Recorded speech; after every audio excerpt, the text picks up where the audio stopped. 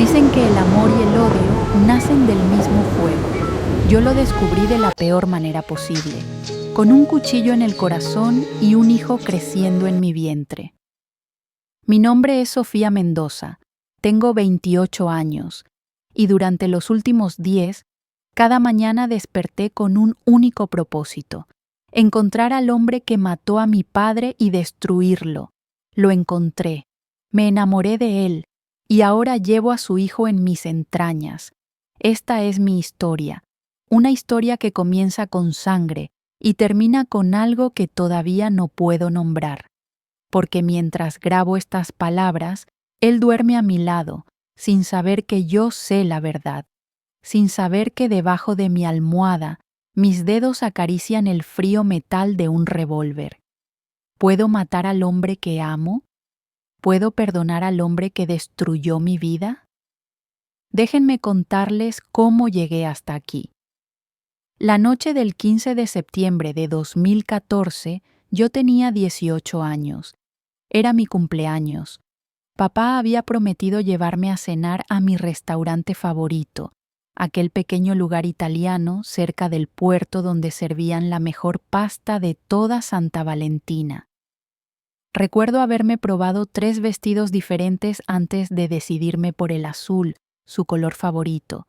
Me había maquillado con cuidado, peinado el cabello en ondas suaves, puesto los aretes de perlas que él me había regalado en mi cumpleaños anterior.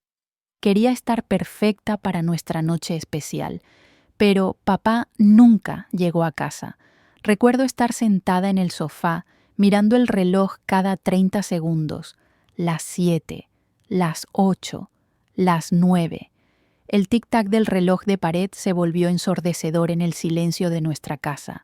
Mamá entraba y salía de la cocina, fingiendo ocuparse con cosas que no necesitaban atención. «Tranquila, hija», decía, aunque su voz temblaba como hoja en tormenta. «Tu padre tuvo que quedarse en la oficina. Ya sabes cómo es el trabajo en el banco». Pero mamá mentía. Lo supe por cómo evitaba mirarme a los ojos.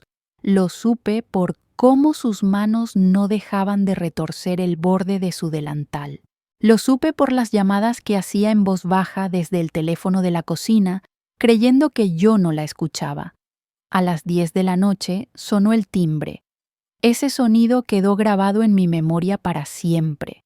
Un timbre que partió mi vida en dos, el antes y el después. Mamá corrió a abrir mientras yo permanecía congelada en el sofá, incapaz de moverme. 2 policías, rostros grises bajo la luz amarillenta del porche, gorras en las manos, palabras que cayeron como piedras en un lago de cristal. «Señora Mendoza, lamentamos informarle. No escuché el resto. No necesitaba escucharlo. El grito de mi madre lo dijo todo. Un grito que no parecía humano, que salió de lo más profundo de sus entrañas y rasgó el aire de nuestra casa para siempre. Mi padre, Alejandro Mendoza, gerente del Banco Nacional de Santa Valentina, había sido encontrado muerto en su oficina. 3 disparos. Ningún testigo. La caja fuerte vacía. Un robo, dijeron. Un crimen sin resolver, dijeron. Caso cerrado, dijeron 6 meses después, cuando la policía decidió que no había suficientes pruebas para continuar la investigación. Pero yo no cerré nada. Yo guardé cada recorte de periódico, cada informe policial que pude conseguir mediante sobornos y favores, cada fotografía de la escena del crimen que logré obtener de un detective corrupto que aceptó dinero a cambio de información. Construí un altar de dolor en mi habitación y juré, sobre la tumba fresca de mi padre, que encontraría a su asesino aunque me tomara la vida entera. No sabía entonces que me tomaría exactamente 10 años, ni que, cuando lo encontrara, ya sería demasiado tarde para todo. Los años pasaron como hojas arrastradas por el viento de otoño, lentos y rápidos al mismo tiempo, cargados de un dolor que nunca disminuía, solo se transformaba. Mamá murió 3 años después que papá. Los médicos dijeron que fue el corazón, una arritmia que nunca habían detectado, pero yo sé que fue la tristeza. Simplemente dejó de querer vivir.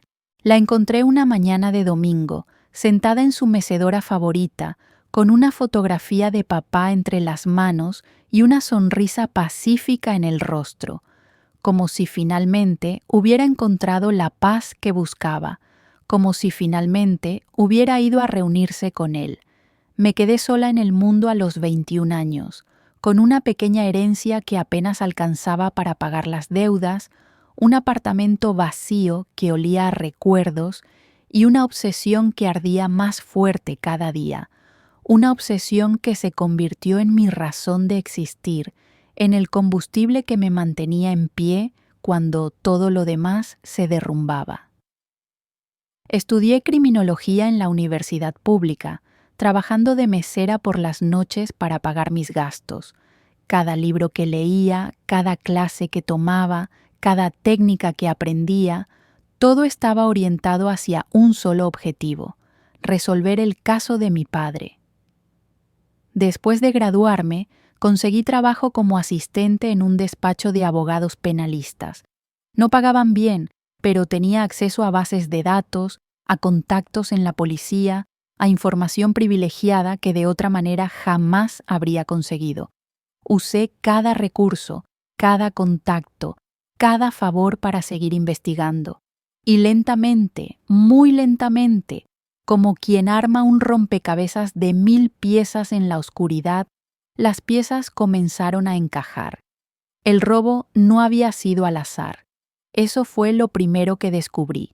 Mi padre estaba siendo amenazado semanas antes de su muerte.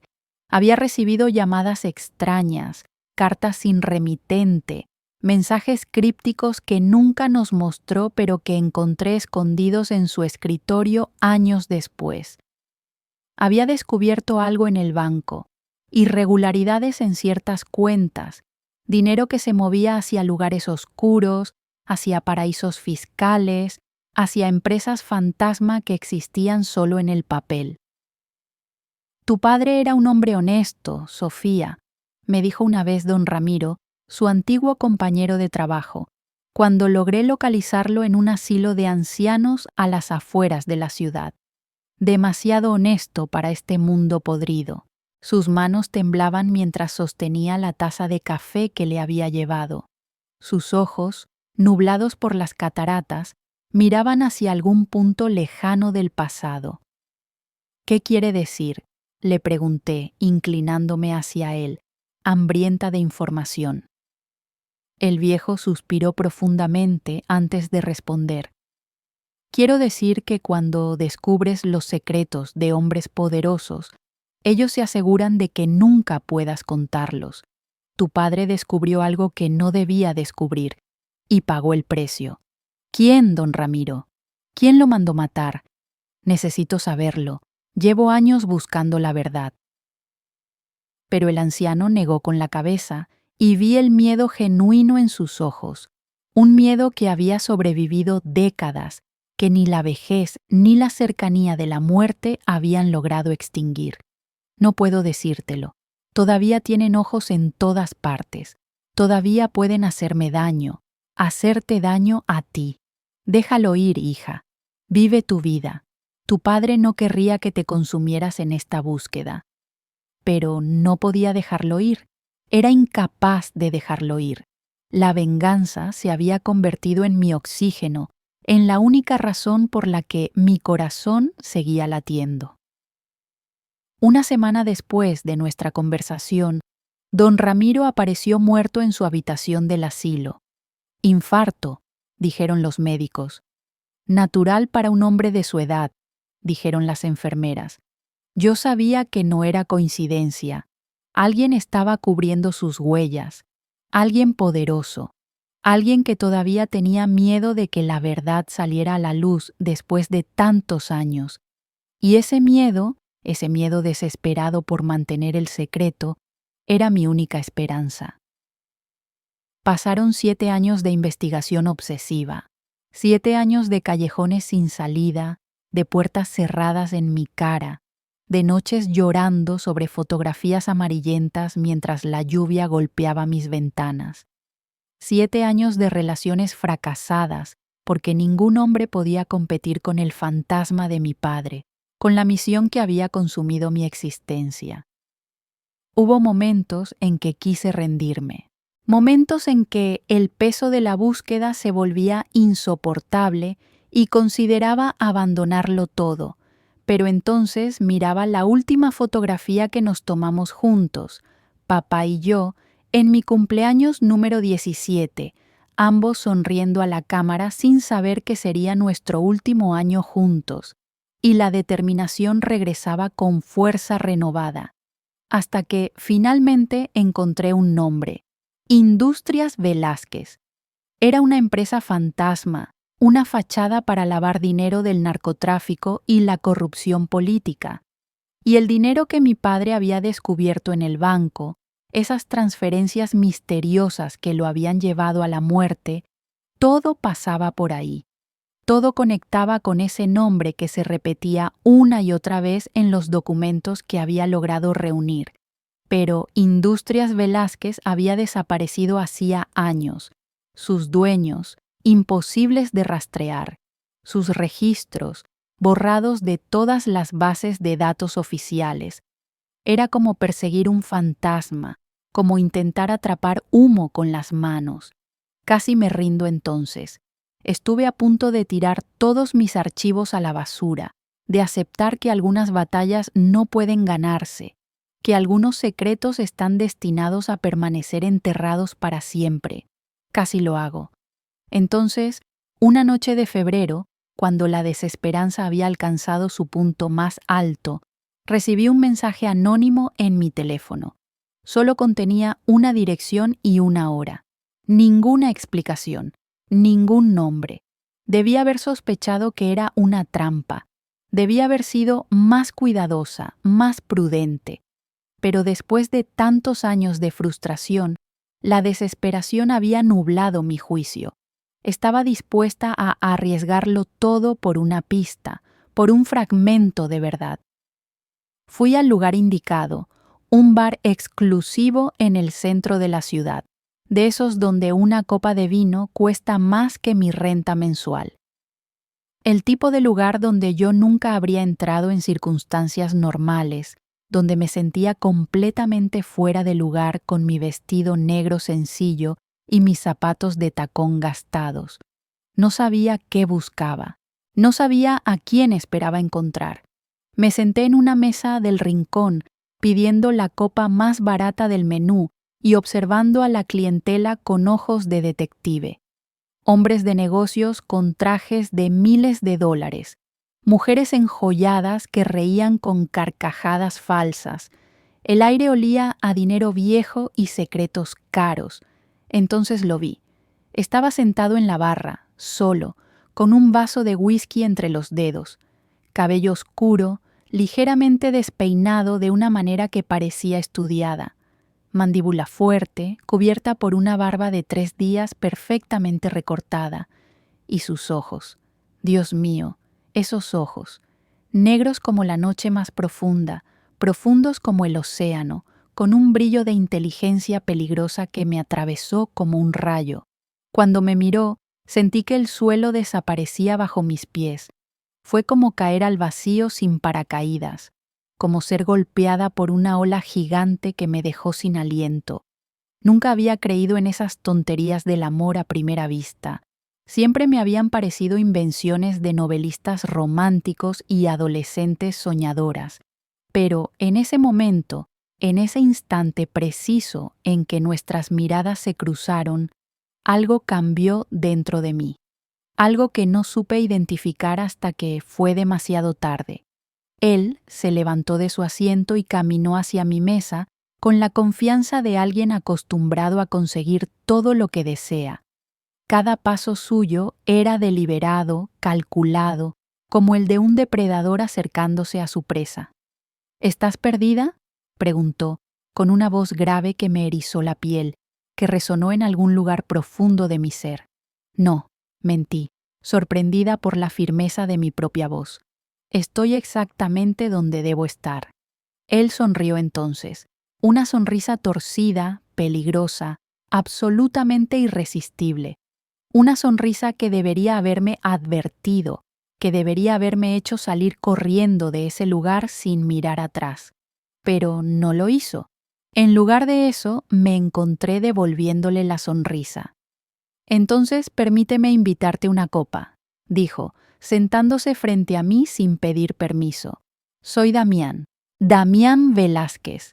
El apellido golpeó mi mente como un puño de hierro.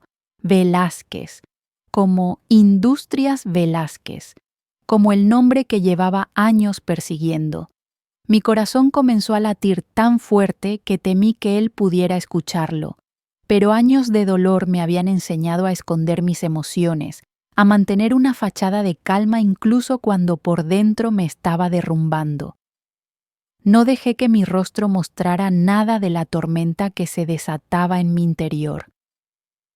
Sofía, dije, aceptando la copa de vino tinto que me ofrecía. Solo Sofía. Esa noche hablamos durante horas. El bar se vació a nuestro alrededor y nosotros seguíamos ahí, inclinados sobre la mesa, como si fuéramos las únicas personas en el universo. Él era encantador de una manera que no parecía ensayada, inteligente, con opiniones sobre arte, literatura, política, misterioso, revelando lo suficiente para intrigarme, pero nunca lo suficiente para satisfacer mi curiosidad. Me contó que era empresario, que había vivido fuera del país durante muchos años, en Europa principalmente, y que acababa de regresar para hacerse cargo de asuntos familiares. No especificó qué asuntos ni qué familia, y yo no pregunté, aunque cada célula de mi cuerpo gritaba por hacerlo, porque ya lo sabía. Ya sospechaba quién era realmente este hombre que me miraba con ojos hambrientos y me hacía reír como no había reído en años. Escuché cada palabra que pronunciaba, analizando, buscando grietas en su fachada, guardando información para investigar después. Pero también, y esto me avergüenza admitirlo, también me perdí en su mirada, en su risa ronca que hacía vibrar algo en mi pecho, en la forma en que pronunciaba mi nombre, Sofía, como si fuera algo precioso, algo digno de ser saboreado. Cuando nos despedimos, el sol comenzaba a asomarse por el horizonte. Habíamos pasado toda la noche hablando, y sin embargo sentía que apenas habíamos empezado. Me dio su tarjeta con su número personal escrito a mano en el reverso. «Espero volver a verte, Sofía», dijo, sosteniendo mi mano un segundo más de lo necesario. Algo me dice que nuestros destinos están conectados. Si tan solo supiera cuánta razón tenía, si tan solo supiera que nuestros destinos habían estado conectados mucho antes de esa noche, unidos por sangre y muerte, y secretos que ninguno de los dos estaba preparado para enfrentar.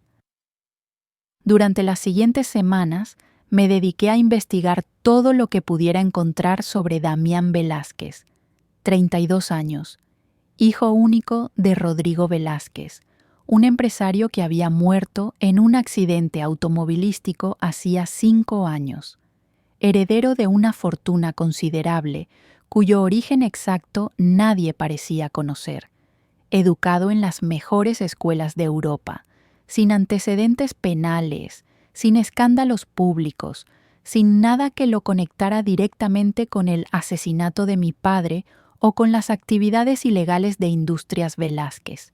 Parecía limpio, demasiado limpio, pensé, como si alguien hubiera borrado cuidadosamente cualquier rastro comprometedor. Pero el apellido era demasiada coincidencia para ignorarlo.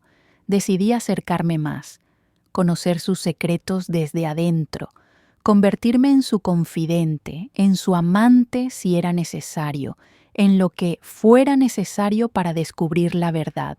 Lo que no esperaba, lo que jamás anticipé, era que él también me estuviera buscando a mí.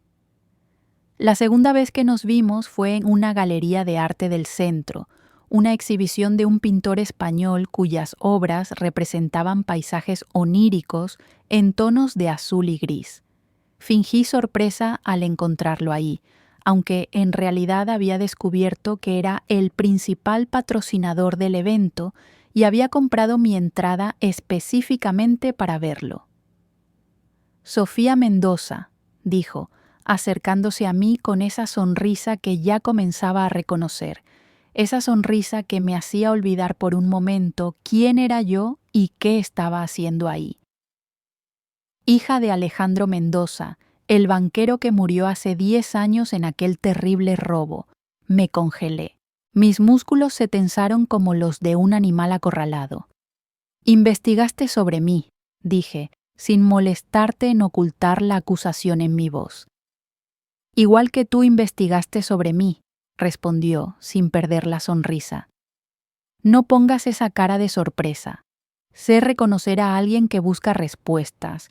Lo veo en tus ojos cada vez que me miras. Hay hambre ahí, determinación, y algo más que todavía no logro identificar. ¿Y qué ves exactamente?, pregunté, alzando la barbilla desafiante. Se acercó entonces, tanto que pude oler su colonia, una mezcla de madera y especias que me mareó ligeramente, tanto que sentí el calor de su cuerpo atravesando el espacio entre nosotros. Veo dolor, susurró, con una voz que era casi íntima. Veo rabia contenida. Veo a una mujer que ha construido muros tan altos a su alrededor que ya no recuerda cómo se siente el sol en la piel. No me conoces, dije, aunque mi voz salió más débil de lo que pretendía. No, admitió, pero quiero conocerte, y creo que tú también quieres conocerme a mí, por razones que ninguno de los dos está dispuesto a confesar todavía. Debí haberme ido en ese momento, debí haber dado media vuelta y salir corriendo de esa galería, de esa ciudad si era necesario. Cada instinto de supervivencia que poseía me gritaba que ese hombre era peligroso, que estaba jugando con fuego, que iba a quemarme hasta los huesos. En lugar de eso, dejé que me besara. Fue un beso suave al principio, tentativo, como una pregunta, pero cuando respondí, cuando mis labios se abrieron bajo los suyos, se transformó en algo feroz, desesperado, como si ambos hubiéramos estado esperando ese momento toda nuestra vida sin saberlo, y el mundo entero desapareció. La galería, los cuadros, las personas que nos rodeaban, todo se desvaneció hasta que solo quedamos él y yo, dos sombras fundiéndose en una. Lo que siguió fue una locura, un torbellino de pasión que me consumió por completo, que arrasó con todo lo que creía saber sobre mí misma. Damián era todo lo que nunca supe que necesitaba y todo lo que debería haber evitado. Era tierno cuando menos lo esperaba, apareciendo con flores silvestres porque sabía que no me gustaban las rosas, recordando cada pequeño detalle que mencionaba al pasar. Y era salvaje cuando caía la noche, cuando sus manos recorrían mi cuerpo como si quisiera memorizar cada centímetro, cuando sus labios pronunciaban mi nombre como una oración y una maldición al mismo tiempo. Era protector hasta el extremo, insistiendo en acompañarme a casa cada noche, enviándome mensajes para asegurarse de que había llegado bien a todas partes.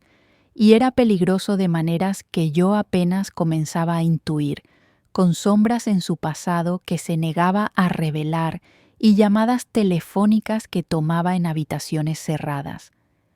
Me hacía reír hasta que me dolía el estómago con sus imitaciones absurdas de políticos y celebridades, y me hacía llorar de placer entre sus brazos, llevándome a alturas que nunca había conocido, haciéndome olvidar durante horas preciosas el peso de mi misión. Por primera vez en 10 años, la venganza dejó de ser mi primer pensamiento al despertar. Por primera vez, había algo más importante que el pasado, algo vivo y palpitante y terriblemente real. Te amo, me dijo una noche, 3 meses después de nuestro primer beso, mientras veíamos el amanecer desde el balcón de su apartamento. La ciudad se extendía bajo nosotros como un tapiz de luces parpadeantes, y el cielo comenzaba a teñirse de rosa y naranja. Sé que es pronto, continuó, sin mirarme, como si temiera mi reacción. Sé que apenas nos conocemos, pero nunca había sentido esto por nadie. Nunca había querido despertar junto a alguien cada mañana. Nunca había imaginado un futuro hasta que te conocí. Damián, empecé a decir, pero él me interrumpió. No tienes que decir nada, solo necesitaba que lo supieras, que eres lo primero en lo que pienso cuando abro los ojos y lo último antes de cerrarlos, que cuando te miro veo un futuro que nunca creí posible para alguien como yo. Debí haberle dicho la verdad en ese momento, debí haberle confesado por qué me acerqué a él inicialmente, qué buscaba, qué sospechaba, pero tenía miedo, un miedo paralizante que me atenazaba la garganta, miedo de perderlo, miedo de descubrir que mis sospechas eran ciertas, miedo de que el hombre que amaba fuera el monstruo que había destruido mi vida. Yo también te amo, susurré finalmente. Y era verdad, la más dolorosa, la más complicada, la más maldita de las verdades. El tiempo siguió pasando. 6 meses de felicidad robada al destino. 6 meses de fingir que era una mujer normal, en una relación normal, con un hombre que no tenía nada que ver con la muerte de mi padre. Había momentos en que casi lograba creerlo, momentos en que su sonrisa borraba todas mis dudas, en que su abrazo me hacía sentir segura por primera vez desde aquella noche de septiembre. Pero las mentiras siempre salen a la luz, los secretos siempre encuentran la manera de revelarse, y el destino, ese bastardo cruel, siempre cobra sus deudas. Una noche, mientras Damián dormía profundamente a mi lado después de hacer el amor, no pude resistir la tentación que me carcomía desde hacía semanas. Me levanté sigilosamente, cuidando de no despertar, y caminé descalza por el pasillo hasta su estudio. Ese cuarto al que nunca me permitía entrar, al que siempre mantenía cerrado con llave. Papeles de trabajo, decía cuando preguntaba, cosas aburridas de negocios que te dormirían al instante. Pero yo sabía que había algo más. Lo intuía con esa certeza visceral que había desarrollado durante años de investigación. Con manos temblorosas y el corazón latiéndome en los oídos, forcé la cerradura con una horquilla, una habilidad que había aprendido en mis años de obsesión. La puerta se abrió con un clic suave y entré a un espacio que olía a cuero y a secretos. El escritorio de caoba dominaba la habitación, iluminado apenas por la luz de la luna que entraba por la ventana.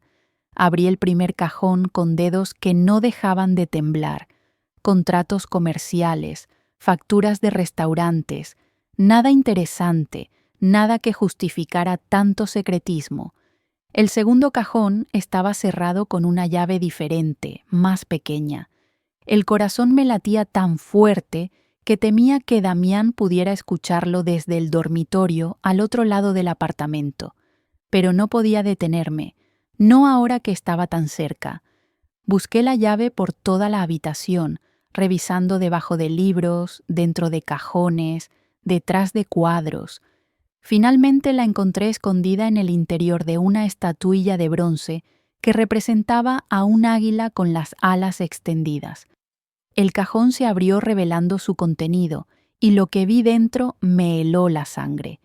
Una carpeta amarilla, vieja, con bordes desgastados por el tiempo. La tomé con manos que ya no podía controlar y la abrí.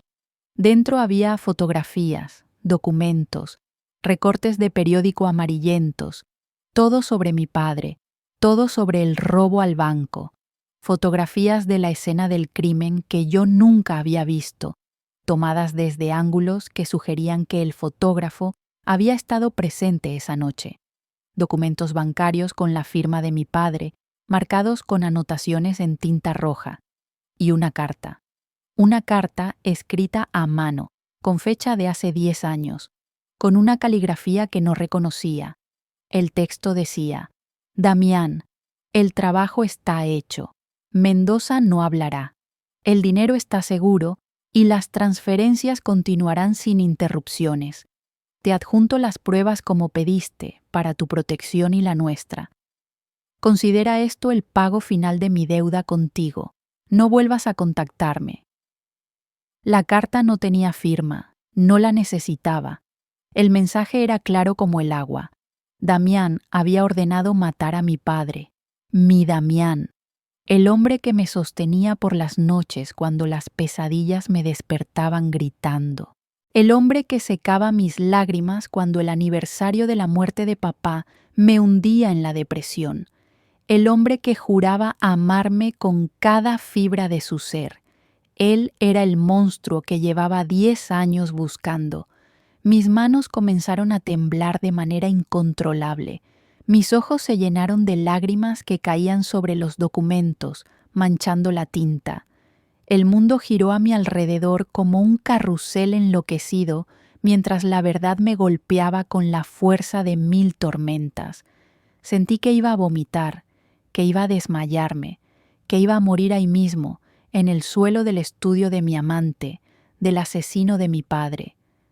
No sé cuánto tiempo permanecí arrodillada, con las pruebas de mi destrucción entre las manos. Minutos, quizás horas. El tiempo perdió todo significado en ese abismo de dolor. Solo existía la traición, el engaño, la certeza horrible de que había entregado mi corazón, mi cuerpo, mi alma, al hombre que merecía mi odio más profundo. ¿Sofía? Su voz me llegó como desde muy lejos, como si viniera de otra dimensión. Levanté la mirada y lo vi en la puerta del estudio, en pijama, con el cabello revuelto y expresión de confusión. Entonces vio lo que tenía en las manos, y su rostro cambió. La confusión dio paso al reconocimiento, y el reconocimiento al terror. «Puedo explicarlo», dijo, dando un paso hacia mí. «No te acerques», grité, levantándome de un salto y poniendo el escritorio entre nosotros como una barricada. Mi voz sonaba extraña, salvaje, como la de un animal herido. «Sofía, por favor, escúchame». «¿Escucharte? ¿Escucharte?» Mi voz se quebró en un grito que rasgó el silencio de la noche.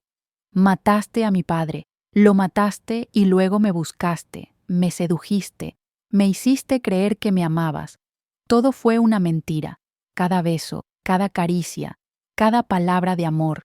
Todo fue parte de tu juego enfermo.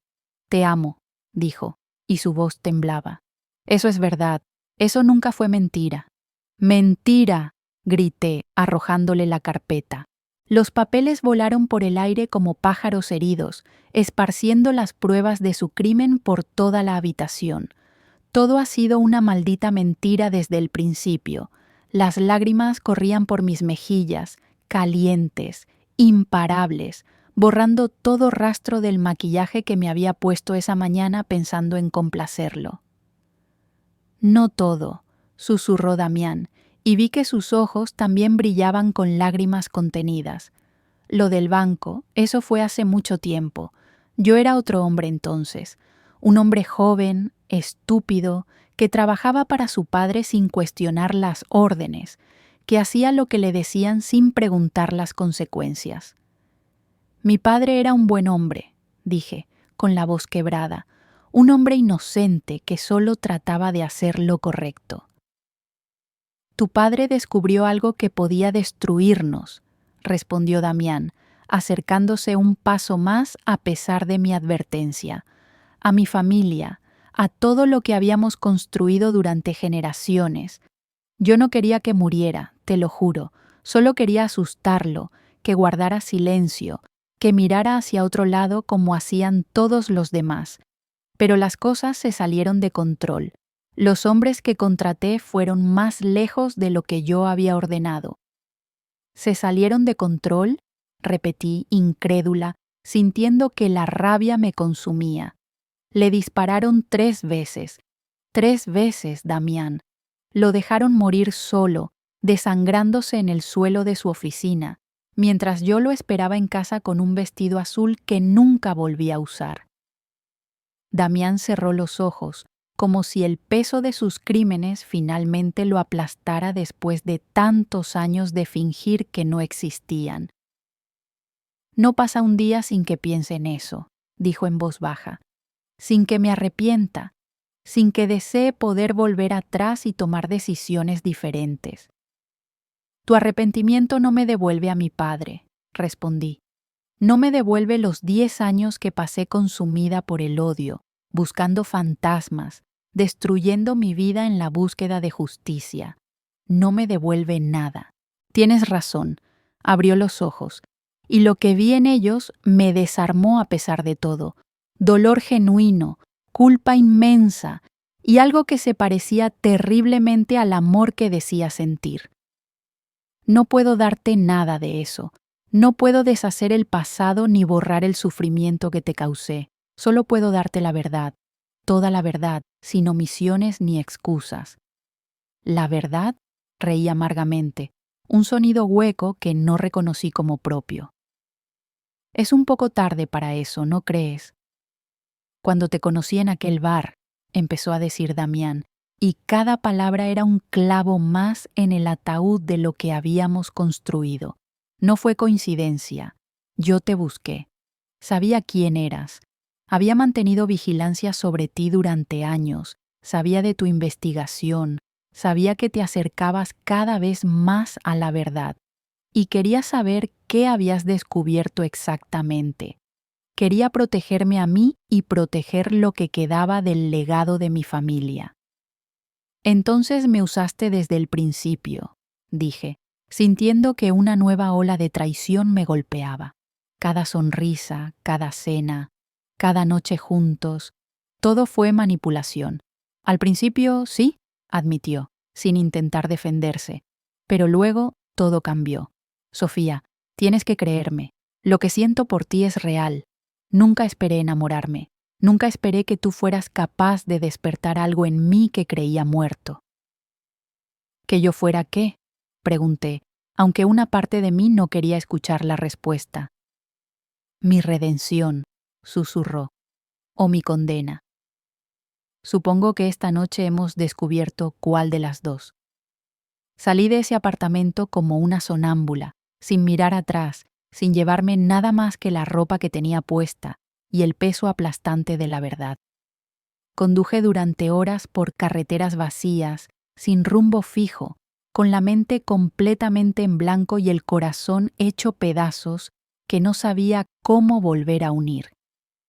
Cuando finalmente me detuve, el amanecer pintaba el cielo de colores que parecían burlarse de mi dolor.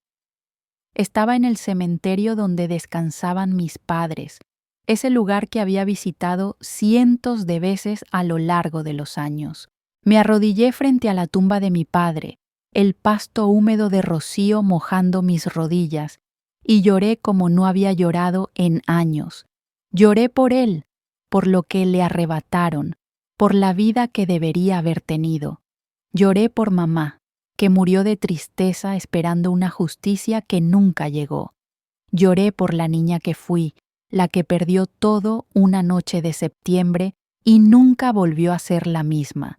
Y lloré por la mujer que me había convertido, la que había entregado su corazón al monstruo equivocado. ¿Qué hago, papá? Susurré a la piedra fría que marcaba su descanso eterno. Dime qué hago.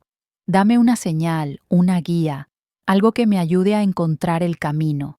Pero las tumbas no responden. Los muertos guardan silencio, llevándose sus secretos y su sabiduría al otro lado.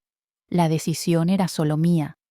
Pasé días enteros considerando mis opciones, dándole vueltas a cada posibilidad hasta que mi cabeza dolía de tanto pensar. ¿Ir a la policía? Después de 10 años, las pruebas serían difíciles de validar.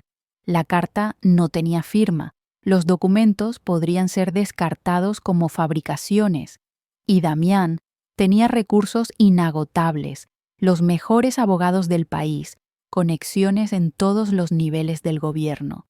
Probablemente saldría libre y yo quedaría expuesta, vulnerable a su venganza. ¿Matarlo yo misma? La idea me visitaba en las noches de insomnio, seductora en su simplicidad. Sería tan fácil. Él confiaba en mí. No esperaría que la mujer que amaba le pusiera una bala entre los ojos mientras dormía. Podría hacerlo parecer un robo, un accidente, un suicidio. Tenía los conocimientos, había estudiado suficientes casos criminales para saber cómo hacerlo, pero entonces me convertiría en él, en una asesina, en alguien capaz de quitar una vida para satisfacer sus propios fines. Y papá, mi padre que creía en la justicia y la honestidad por encima de todo, nunca habría querido eso para mí, nunca me lo habría perdonado. Fue entonces, mientras pesaba estas opciones imposibles, cuando lo sentí por primera vez. Un mareo repentino que me obligó a sentarme, una náusea que subía desde lo más profundo de mi estómago. Corrí al baño de mi apartamento y vomité todo lo que tenía dentro, que no era mucho porque apenas había comido en días. No era la primera vez esa semana. Había atribuido los síntomas al estrés, al trauma de la revelación, a la falta de sueño y alimento. Pero mientras me enjuagaba la boca con agua fría, una sospecha horrible comenzó a formarse en mi mente. Con manos temblorosas, saqué mi teléfono y miré el calendario. Mi período. Llevaba más de 2 semanas de retraso. No, susurré a mi reflejo pálido en el espejo. No, no, no. Esa misma tarde, compré 3 pruebas de embarazo en 3 farmacias diferentes de la ciudad, usando efectivo para no dejar rastro. Me encerré en el baño de mi apartamento con las 3 cajas y esperé los minutos más largos de mi existencia. Las 3 pruebas dieron positivo. 3 líneas rosadas que confirmaban lo que ya sabía en lo más profundo de mi ser. Estaba embarazada del asesino de mi padre, del hombre que amaba con una intensidad que me asustaba, del hombre que odiaba con toda la fuerza de mi alma destrozada. Y ahora llevaba a su hijo creciendo dentro de mí, una vida inocente que no había pedido nacer en medio de tanto caos. Me encerré en mi apartamento durante una semana entera después de eso. No contesté llamadas, no abrí la puerta a nadie, no comí más que galletas rancias y bebí agua del grifo. Me quedé ahí, en la oscuridad de mi habitación con las cortinas cerradas, tratando de procesar lo imposible, de encontrar un camino cuando todos parecían llevar al abismo. Dentro de mí crecía una vida nueva, una vida inocente que no tenía culpa de los pecados de sus padres, que no había elegido las circunstancias de su concepción. ¿Cómo podía amar a ese bebé, sabiendo de dónde venía, sabiendo que cada vez que lo mirara vería el rostro de su padre? ¿Cómo podía no amarlo, si ya lo sentía como parte inseparable de mí, si ya imaginaba sus primeros pasos y sus primeras palabras? Al 7º día de mi encierro, Damián apareció en mi puerta. «Sé que estás ahí», dijo a través de la madera. «Sé que probablemente no quieras verme nunca más. Lo entiendo, lo acepto, pero necesito que sepas algo antes de irme de tu vida para siempre. Voy a entregarme a la policía. Voy a confesar todo lo que hice, todo lo que sé. Voy a pagar por mis crímenes». Abrí la puerta de golpe, sin pensar, sin prepararme para verlo. Estaba demacrado, peor que yo, si eso era posible. Ojeras profundas marcaban su rostro, una barba de días cubría su mandíbula, y sus ojos rojos delataban noches sin dormir. «¿Qué?», pregunté, sin poder creer lo que escuchaba. «Estos días sin ti me han dado tiempo para pensar», dijo, sin intentar entrar aunque yo había dejado la puerta abierta. «Llevo 10 años huyendo, Sofía, de la culpa, del pasado, de mí mismo, y estoy cansado, tan cansado de pretender que soy un hombre decente cuando sé que no lo soy. Damián», empecé a decir, pero él continuó como si no me hubiera escuchado. No te pido que me perdones, dijo. No te pido que me ames después de todo lo que sabes. Solo quiero que sepas que voy a hacer lo correcto. Por primera vez en mi miserable vida, voy a hacer lo que mi padre nunca me enseñó a hacer. Voy a enfrentar las consecuencias de mis actos. Lo miré de pie en el pasillo, a este hombre destruido que una vez había creído todopoderoso, y sentí algo que no esperaba sentir: compasión. No, perdón, eso todavía estaba muy lejos, quizás inalcanzable para siempre, pero compasión por un ser humano que estaba tan roto como yo, aunque por razones diferentes. Estoy embarazada, solté antes de poder detenerme, antes de poder pensar en las consecuencias de mis palabras. El silencio que siguió fue el más profundo que he experimentado jamás. Damián me miró como si le hubiera disparado en el pecho. Palideció hasta que su rostro adquirió un tono grisáceo, se tambaleó y tuvo que apoyarse en el marco de la puerta para no caer. «¿Qué?», susurró, y su voz sonó como la de un niño perdido. «Un hijo», dije, llevándome la mano al vientre que aún no mostraba signos visibles de la vida que crecía dentro. «Tuyo, nuestro, de este desastre que hemos creado entre los dos». Vi cómo procesaba la información. Vi el shock inicial transformarse en incredulidad, luego en miedo, y finalmente en algo que parecía peligrosamente cercano a la esperanza. «Sofía», susurró mi nombre como una plegaria. «No sé qué voy a hacer», lo interrumpí antes de que pudiera decir algo que complicara aún más las cosas.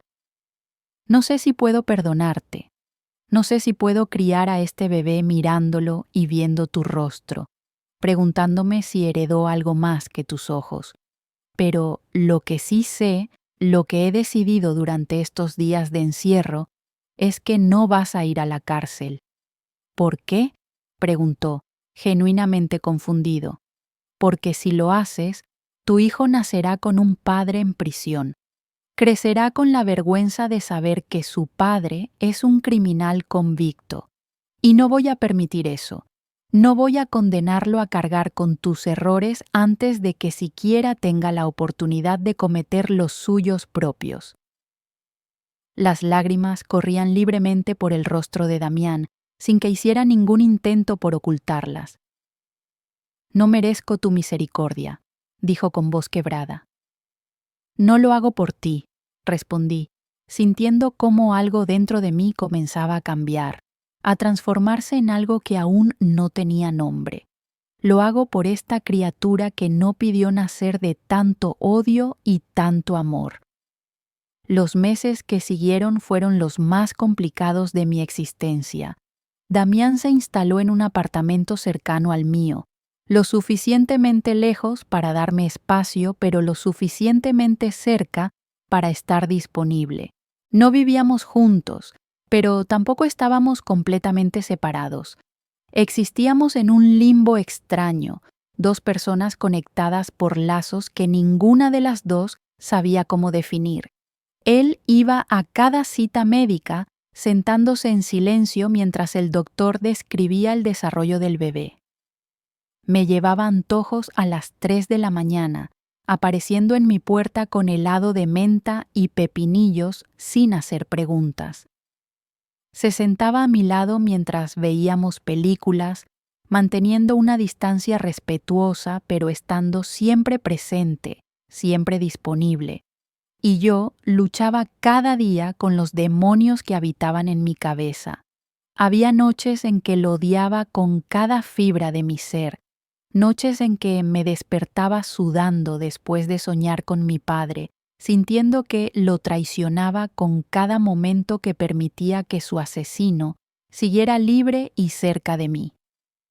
Pero también había otras noches, noches en que Damián me sostenía cuando las pesadillas me hacían llorar, noches en que sentíamos al bebé moverse por primera vez y ambos reíamos de pura felicidad, olvidando por un instante todo lo demás, noches en que me descubría mirándolo mientras él no se daba cuenta y sintiendo ese amor maldito que no sabía cómo extinguir por más que lo intentara.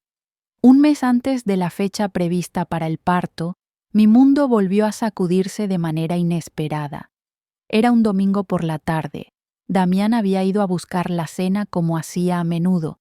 Yo descansaba en el sofá con las manos sobre mi vientre abultado, sintiendo las pataditas de mi bebé cuando sonó el timbre. Pensé que era Damián, que había olvidado las llaves como solía hacer.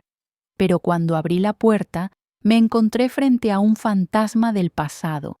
Era un hombre mayor, de unos 60 años, cabello completamente gris, rostro marcado por arrugas profundas y cicatrices de una vida difícil, ojos que me resultaban extrañamente familiares, aunque estaba segura de no haberlo visto nunca antes.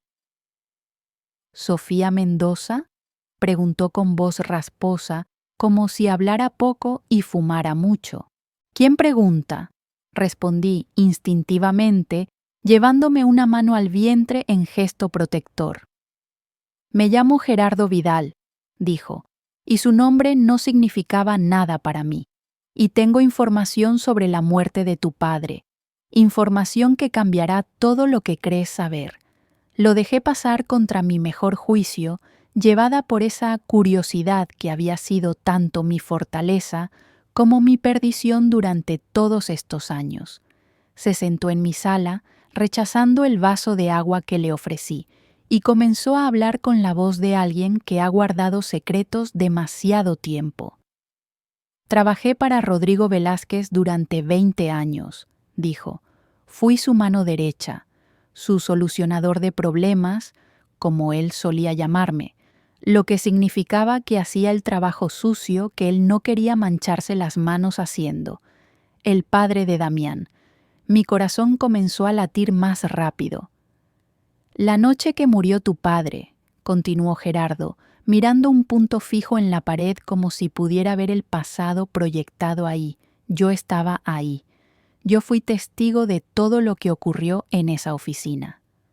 ¿Usted lo mató?, pregunté, sintiendo que la rabia comenzaba a hervir dentro de mí a pesar de mi estado. No fui yo quien disparó, se apresuró a aclarar, pero estaba presente, vi cómo sucedió, y he vivido con esa imagen cada día de los últimos 10 años. Entonces dígame, exigí, las lágrimas ya acumulándose en mis ojos. Dígame exactamente qué pasó esa noche. Dígame todo. Gerardo tomó aire profundamente antes de pronunciar las palabras que cambiarían todo lo que creía saber. Damián Velázquez no ordenó matar a tu padre. ¿Qué? Apenas podía hablar. Pero yo vi las pruebas, la carta, los documentos. La carta era una trampa, explicó Gerardo. Damián era joven entonces, apenas 21 años. Impulsivo, idealista, aunque te cueste creerlo. Estaba comenzando a hacer preguntas incómodas sobre los negocios de su padre.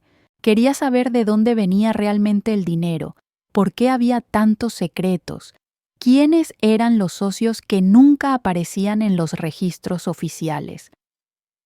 Rodrigo necesitaba algo para controlarlo, para asegurarse su silencio y su lealtad. Entonces fabricó evidencia que incriminaba a Damián en el asesinato de Alejandro Mendoza. Le dijo que si alguna vez hablaba, si alguna vez intentaba denunciarlo o abandonar el negocio familiar, esas pruebas irían directamente a la policía. Está diciendo que Damián era inocente, susurré, sin poder creer lo que escuchaba, sin querer creerlo porque significaba que había odiado al hombre equivocado. No completamente inocente, matizó Gerardo. Supo lo que había pasado después del hecho, y guardó silencio durante 10 años. Se convirtió en cómplice por su cobardía, por su miedo a su propio padre, pero no fue él quien dio la orden. Rodrigo Velázquez ordenó matar a tu padre. Rodrigo planeó cada detalle del asesinato. Rodrigo fue el verdadero monstruo. Damián fue solo su víctima más duradera. Fue en ese momento cuando la puerta se abrió y Damián entró con bolsas de comida en las manos. Se congeló al ver la escena, al reconocer al hombre sentado en mi sala. «Gerardo», susurró palideciendo, «¿qué haces aquí?». El viejo se levantó con dificultad, sus huesos protestando por el movimiento. «Lo que debí haber hecho hace 10 años», respondió. «Liberarte de la prisión en la que tu padre te encerró». Lo que siguió fue un torrente de verdades que arrasó con todo lo que creíamos saber. Gerardo confesó todo: cómo Rodrigo había orquestado el asesinato, cómo había manipulado a su propio hijo durante años, cómo había usado el miedo y la culpa para mantenerlo atrapado en el negocio familiar. «Tengo pruebas», dijo Gerardo antes de irse, «grabaciones que hice sin que Rodrigo supiera, documentos originales que demuestran quién dio realmente las órdenes. Puedo limpiar el nombre de Damián y condenar la memoria de su padre, que es lo único que queda por hacer ya que Rodrigo está muerto». Un mes después, en una noche de luna llena que parecía sacada de un cuento, nació mi hija. La llamé Alejandra, como mi padre. Cuando la pusieron en mis brazos por primera vez, todo el dolor, todo el odio, toda la rabia acumulada durante años se derritieron como nieve bajo el sol de primavera. Era perfecta, pequeña, rosada, con un mechón de cabello oscuro como el de su padre y los ojos más hermosos que había visto jamás. Damián entró a la habitación con permiso de los doctores, quedándose en la puerta sin atreverse a acercarse, esperando mi señal, como había esperado durante todos esos meses, y extendí mi mano hacia él. «Ven», le dije, «conoce a tu hija». El perdón completo tardó años en llegar, construido día a día, decisión tras decisión. Pero ahí, en esa habitación de hospital, con nuestra hija entre nosotros, comenzamos a construir algo nuevo, algo que no estaba manchado únicamente por el pasado, sino iluminado por la posibilidad del futuro. Hoy, mientras grabo estas palabras, Alejandra tiene 10 años. Es brillante, testaruda, compasiva. Tiene la determinación de su padre y, según Damián, la valentía de su madre. La verdad sobre su abuelo salió a la luz gracias al testimonio de Gerardo, quien murió en paz sabiendo que había reparado al menos parte del daño causado. El nombre de mi padre fue limpiado. Damián dedicó su fortuna a reparar lo que su familia había destruido, creando fundaciones, becas, oportunidades para otros. Y yo aprendí algo que nunca esperé aprender, que el perdón no es un destino al que se llega, sino un camino que se recorre cada día, que el amor puede nacer de las cenizas más oscuras y que a veces, solo a veces, el destino nos lleva exactamente donde necesitamos estar, aunque el camino esté pavimentado de dolor. Esta es mi historia, una historia de amor y odio, de venganza y redención, de muerte y nueva vida. Y si algo he aprendido de todo esto, es que el fuego que destruye también puede calentar, que las mismas llamas que consumen pueden iluminar, y que incluso los corazones más rotos pueden volver a latir. Pero la historia no termina ahí, nunca termina donde creemos que termina, porque la vida tiene una manera cruel de recordarnos que el pasado nunca muere completamente, que las sombras del ayer pueden alcanzarnos cuando menos lo esperamos, que los fantasmas que creíamos enterrados a veces regresan con fuerza renovada. Permítanme contarles lo que sucedió después, lo que nadie sabe, lo que he guardado en silencio durante años, porque el miedo me paralizaba cada vez que pensaba en pronunciar estas palabras en voz alta. 3 años después del nacimiento de Alejandra, cuando finalmente había comenzado a creer que la paz era posible, recibí una llamada que cambió todo nuevamente. Era una noche de viernes, Damián había salido a una reunión de negocios y yo acababa de acostar a nuestra hija después de leerle su cuento favorito sobre princesas que rescataban dragones en lugar de ser rescatadas por ellos. El teléfono sonó a las 11 de la noche, un número desconocido que normalmente habría ignorado, pero algo me impulsó a contestar. Esa intuición que había desarrollado durante años de investigación y que nunca me abandonó completamente.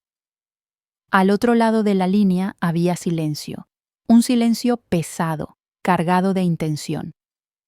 «Hola», dije, sintiendo cómo los vellos de mis brazos se erizaban. «¿Quién habla?». Pasaron varios segundos antes de que una voz respondiera. Una voz de mujer, ronca, como si hubiera llorado durante horas o fumado durante décadas. «Sofía Mendoza», dijo, pronunciando mi nombre como si fuera una maldición. «Finalmente te encontré».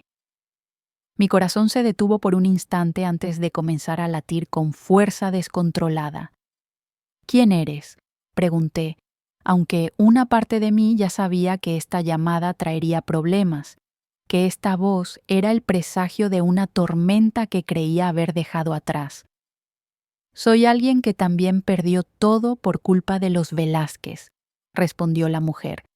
«Alguien que ha esperado mucho tiempo para hacer justicia. Y ahora que sé que estás con él, que compartes su cama y criaste a su hija, necesito que sepas algo importante». «No sé de qué hablas», mentí, mi voz temblando a pesar de mis esfuerzos por mantenerla firme. «El hombre que amas», continuó ella ignorando mi intento de negación, «el padre de tu hija, no es quien crees que es. Gerardo Vidal te contó una versión de la historia, la versión que Damián quería que escucharas. Pero hay otra verdad, una verdad que él ha ocultado incluso de sí mismo. Y cuando la descubras, desearás haberlo matado cuando tuviste la oportunidad». La llamada se cortó abruptamente, dejándome temblando en medio de mi sala, con el teléfono apretado contra el oído y el corazón latiéndome en la garganta. Intenté llamar de vuelta, pero el número ya no existía, como si nunca hubiera sido real, como si la llamada hubiera sido producto de mi imaginación o una pesadilla de la que aún no despertaba. Esa noche no pude dormir. Me quedé sentada en el sofá, mirando la puerta, esperando que Damián regresara mientras mi mente daba vueltas sin cesar. ¿Quién era esa mujer? ¿Qué verdad ocultaba Damián? Había sido todo una mentira nuevamente. Había caído en la misma trampa 2 veces, creyendo en la inocencia de un hombre que había perfeccionado el arte del engaño. Cuando Damián llegó cerca de la medianoche, oliendo a whisky y cigarro como siempre después de sus reuniones, encontró a una mujer diferente esperándolo. Me miró con confusión mientras dejaba su abrigo en el perchero de la entrada. «Sofía, ¿qué pasa? ¿Por qué estás despierta? ¿Está bien Alejandra?» «Alejandra está bien», respondí con voz helada, «pero tú y yo necesitamos hablar». Vi cómo su expresión cambiaba, cómo el cansancio daba paso a la alerta, cómo sus ojos se oscurecían con algo que podría haber sido miedo o simplemente cautela. «¿Hablar de qué?», preguntó, acercándose lentamente como quien se aproxima a un animal salvaje. «De la llamada que recibí hace una hora, de la mujer que dice conocer la verdadera historia, de las mentiras que aparentemente sigues ocultándome». Damián se detuvo en seco. Su rostro palideció bajo la luz tenue de la lámpara, y en ese momento, en ese instante de silencio cargado de tensión, supe que la mujer del teléfono tenía razón. Había más secretos, siempre había más secretos con él. «¿Qué mujer?», preguntó finalmente, su voz cuidadosamente controlada. «No lo sé», respondí. «No me dijo su nombre. Solo dijo que los Velázquez le quitaron todo, que tú no eres quien dices ser, que hay una verdad que has ocultado incluso de ti mismo». Damián cerró los ojos y dejó escapar un suspiro largo, como si el peso del mundo descansara sobre sus hombros. Cuando los abrió nuevamente, había algo diferente en su mirada, una vulnerabilidad que rara vez mostraba, una grieta en la armadura que había construido durante toda su vida. «Siéntate», dijo, señalando el sofá. «Hay algo que necesito contarte, algo que esperaba no tener que revelar nunca. Pero si ella te encontró, si sabe dónde estamos, entonces ya no tengo opción». Me senté, aunque cada fibra de mi cuerpo me gritaba que corriera, que tomara a mi hija y huyera lo más lejos posible de este hombre y sus infinitos secretos. Pero también sabía que huir no serviría de nada, que la verdad me perseguiría hasta el fin del mundo si era necesario, que era mejor enfrentarla ahora, en mis propios términos, que dejar que me alcanzara cuando menos lo esperara. Damián se sentó frente a mí, separados por la mesa de café que habíamos comprado juntos cuando nos mudamos a esta casa, cuando creíamos que el pasado finalmente había quedado atrás. «Hay cosas que ni siquiera Gerardo sabía», comenzó, su voz apenas un susurro. «Cosas que mi padre se llevó a la tumba pero que dejaron huellas. Rastros que algunas personas han seguido durante años, buscando venganza, buscando justicia, buscando algo que les devuelva lo que perdieron. Tu padre no fue la única víctima», continuó, y cada palabra parecía costarle un esfuerzo enorme. «Hubo otros, muchos otros, empresarios que se negaron a cooperar con los negocios de mi padre, políticos que amenazaron con exponer sus operaciones, periodistas que se acercaron demasiado a la verdad, y familias enteras que fueron destruidas para proteger el imperio que Rodrigo Velázquez había construido sobre sangre y corrupción». «¿Cuántos?», pregunté, sintiendo que el suelo se abría bajo mis pies. «No lo sé exactamente. Los documentos que encontré después de su muerte mencionaban al menos 12 casos, 12 personas que desaparecieron o murieron en circunstancias sospechosas durante los 20 años que mi padre estuvo en el poder. Pero podrían ser más, probablemente son más. 12 familias, 12 personas como mi padre, 12 historias de dolor y pérdida que nunca conocería completamente. La magnitud del horror me golpeó con fuerza renovada, haciéndome entender que mi tragedia personal era solo una pequeña pieza de un rompecabezas mucho más grande y oscuro. «La mujer que llamó», dije lentamente, procesando la información. «Debe ser familiar de una de esas víctimas. Es lo más probable», asintió Damián. «Después de que Gerardo hizo pública su confesión, después de que el nombre de mi padre fue arrastrado por el lodo de sus propios crímenes, muchas personas comenzaron a buscar respuestas. Algunas encontraron paz al conocer la verdad. Otras encontraron algo diferente. Encontraron odio. Un odio que necesita un objetivo vivo sobre el cual descargarse. Y yo soy ese objetivo. El último Velázquez. El heredero de un legado de muerte que nunca pedí, pero que llevo tatuado en el apellido». «¿Por qué no me lo dijiste antes?», pregunté, aunque ya conocía la respuesta. «Porque quería protegerte, proteger a Alejandra, construir una vida normal, lejos de las sombras del pasado. Pensé que si ignoraba las amenazas, si fingía que no existían, eventualmente desaparecerían. Pero estaba equivocado. Las amenazas nunca desaparecen, solo esperan el momento adecuado para atacar». «¿Amenazas?», repetí, sintiendo un escalofrío recorrer mi espalda. «¿Ha habido otras amenazas?». Damián asintió lentamente, evitando mi mirada. «Cartas, llamadas, mensajes dejados en lugares donde no deberían poder encontrarme». «Empezaron hace 2 años, poco después de que la historia saliera en los medios. Al principio eran esporádicas, fáciles de ignorar, pero en los últimos meses se han vuelto más frecuentes, más específicas, más peligrosas. Me levanté del sofá, incapaz de permanecer sentada mientras procesaba esta nueva traición. Caminé hacia la ventana y miré hacia la calle oscura, preguntándome si en ese momento alguien nos observaba desde las sombras. 2 años, dije sin voltear a verlo. 2 años ocultándome esto mientras yo creía que estábamos a salvo.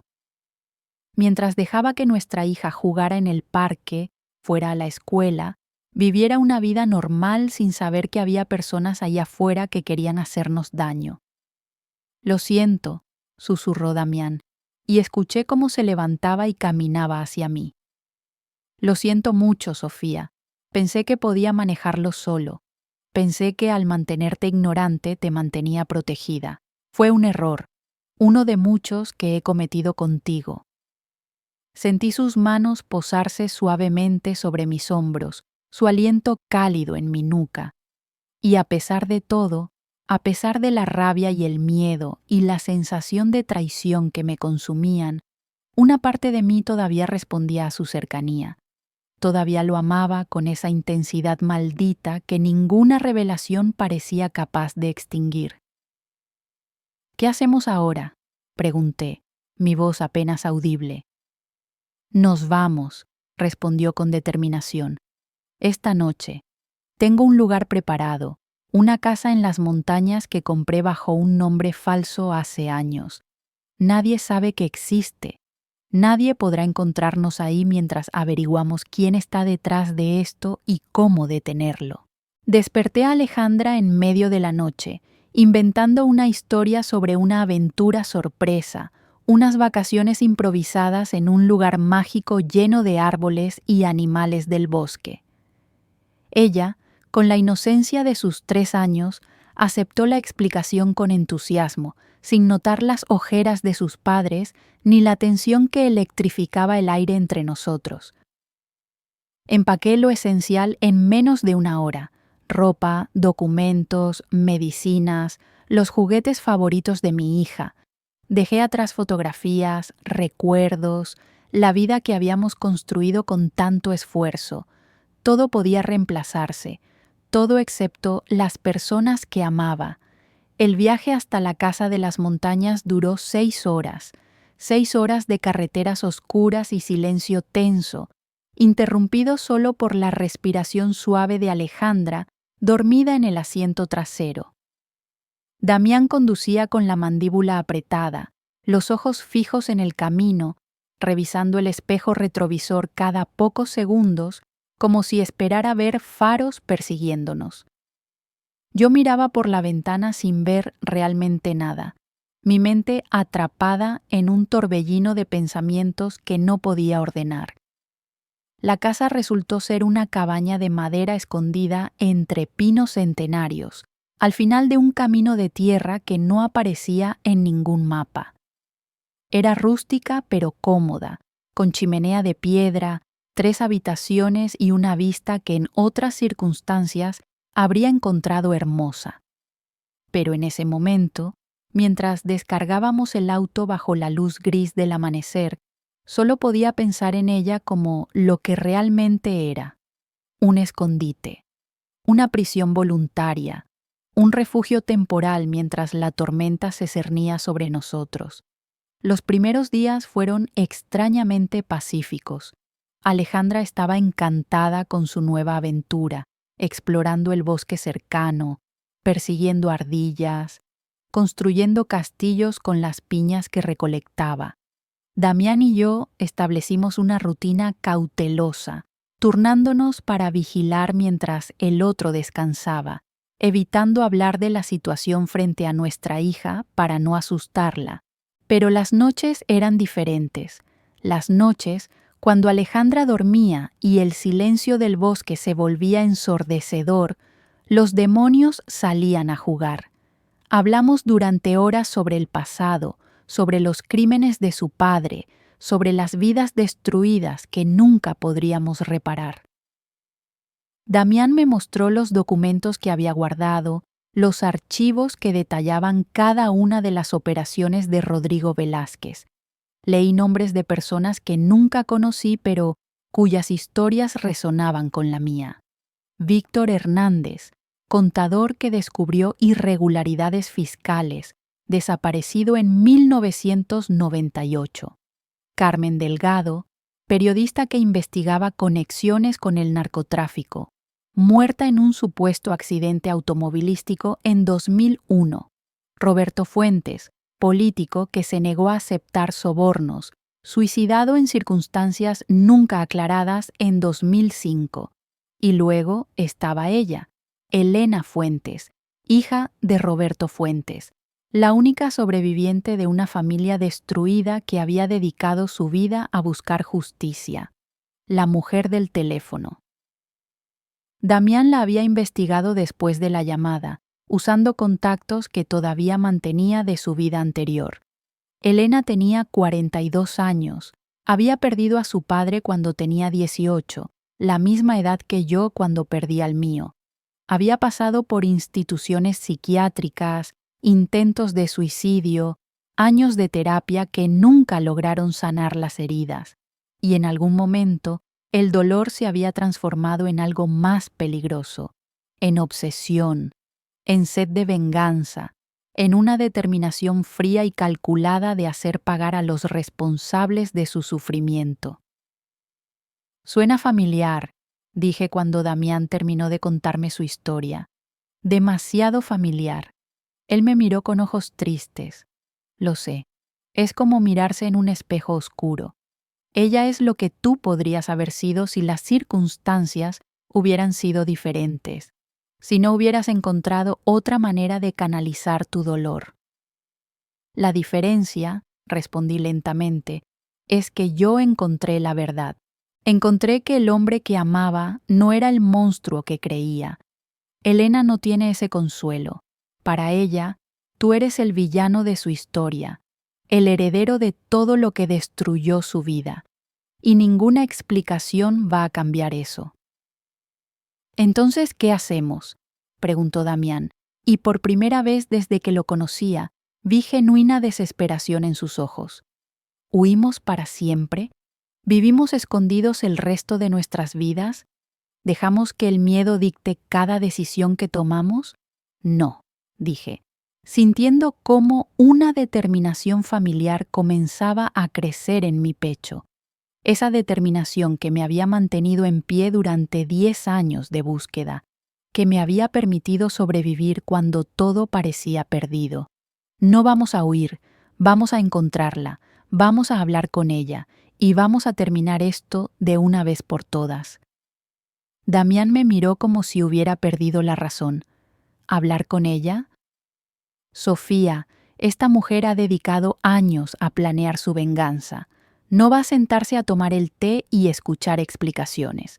Quizás no, admití, pero yo la entiendo. Entiendo lo que se siente despertar cada mañana con el peso de una pérdida que nunca sana. Entiendo la rabia que consume todo lo demás hasta que no queda nada excepto el deseo de justicia. Y entiendo que a veces, solo a veces, lo que realmente necesitamos no es venganza, es ser escuchados, es que alguien reconozca nuestro dolor y nos diga que lo siente, que importamos, que nuestros seres queridos no murieron en vano. Pasaron 3 semanas antes de que pudiéramos localizarla. 3 semanas de búsqueda cautelosa, de contactos activados, de favores cobrados. Elena se había vuelto experta en desaparecer, en moverse como un fantasma entre las sombras de una sociedad que la había olvidado. Pero eventualmente cometió un error. Usó una tarjeta de crédito en una gasolinera a 100 kilómetros de nuestra ubicación. Estaba cerca, nos estaba buscando. Dejé a Alejandra con una amiga de confianza, una antigua compañera de la universidad que vivía en un pueblo cercano y que no hizo preguntas cuando aparecí en su puerta con mi hija y una maleta. «Cuídala», le dije, abrazándola con fuerza. «Pase lo que pase, cuídala como si fuera tuya». Mi amiga asintió. los ojos llenos de preguntas que tuvo la sabiduría de no formular. Y yo me fui, dejando atrás lo que más amaba en el mundo para enfrentar a alguien que quería destruirlo. El encuentro ocurrió en un claro del bosque, a medio camino entre nuestra cabaña y el pueblo donde habíamos localizado a Elena. Damián insistió en acompañarme, pero le hice prometer que se mantendría a distancia, que no intervendría a menos que fuera absolutamente necesario. Esto tenía que ser entre ella y yo, dos mujeres marcadas por el mismo dolor, dos hijas que perdieron a sus padres por culpa de la misma familia maldita.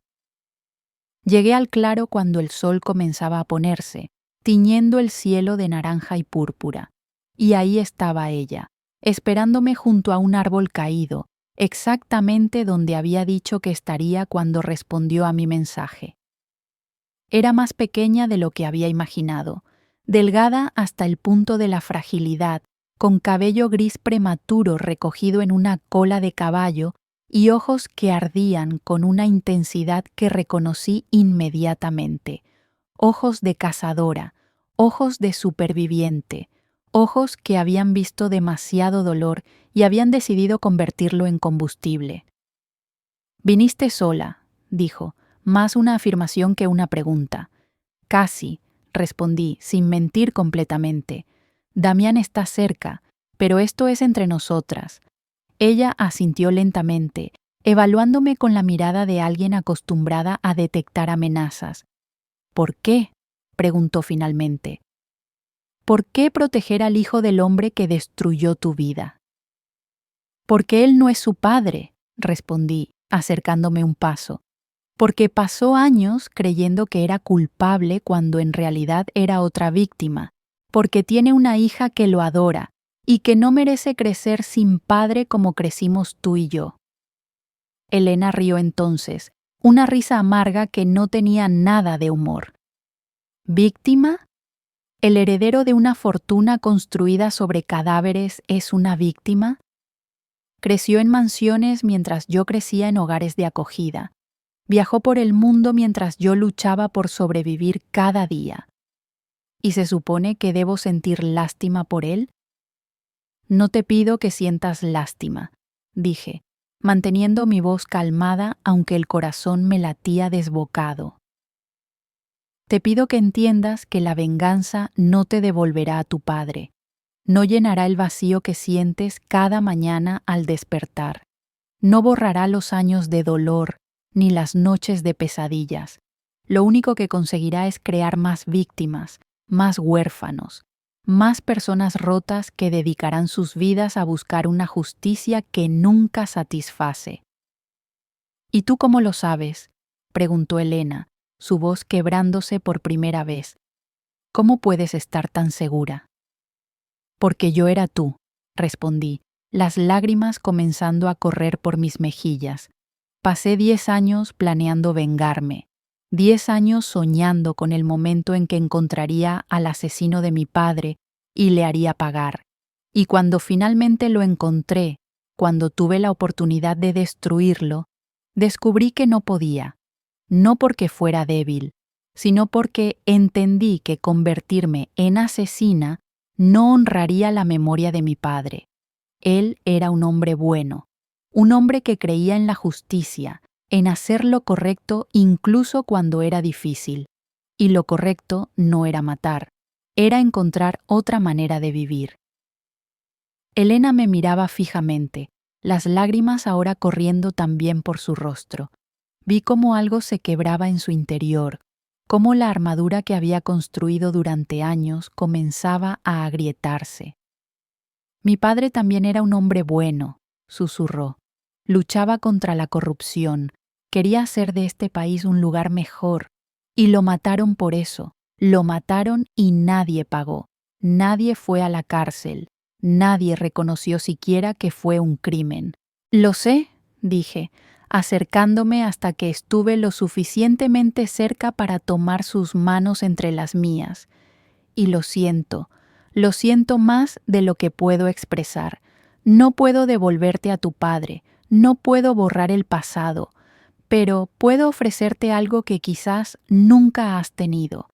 Alguien que entiende, alguien que ha caminado el mismo infierno y ha encontrado una salida, alguien que puede ayudarte a sanar si estás dispuesta a intentarlo. El silencio se extendió entre nosotras mientras el sol terminaba de ponerse y las primeras estrellas aparecían en el cielo. Elena temblaba, sus manos aferradas a las mías como si fueran lo único que la mantenía anclada a la realidad.